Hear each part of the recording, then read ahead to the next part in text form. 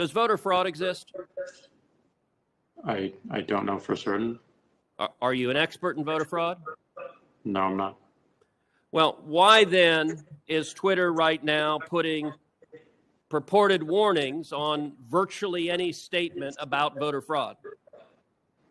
We're simply linking to a broader conversation so that people have more information. No, you're not. You put up a page that says, quote, voter fraud of any kind is exceedingly rare in the United States.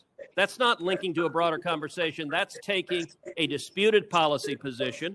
And you're a publisher when you're doing that. You're entitled to take a policy position, but you don't get to pretend you're not a publisher and get a special benefit under Section 230 as a result.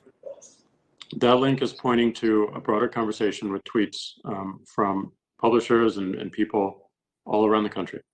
Mr. Dorsey, would the following statement violate Twitter's policies? Quote, absentee ballots remain the largest source of potential voter fraud. I imagine that we would label it so that people can have more context and read through. How about this quote? Quote, third-party organizations, candidates, and political activists. Voter fraud is particularly possible where, quote, third-party organizations, candidates, and political party activists are involved in, quote, handling absentee ballots. Would you flag that as potentially misleading?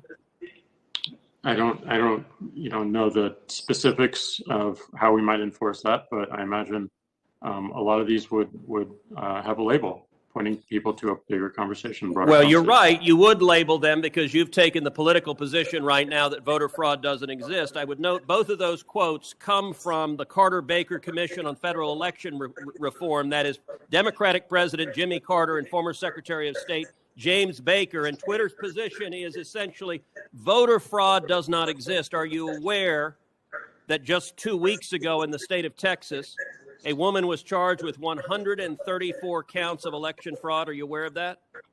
I'm not aware of that. If I tweeted that statement with a link to the indictment, would you put a warning on it that says, well, the Democratic Party position right now is voter fraud doesn't exist? I don't think it's useful to get into hypotheticals, but I don't believe so. You don't believe so? Well, we're going to test that because I'm going to tweet that and we'll see what you put on it.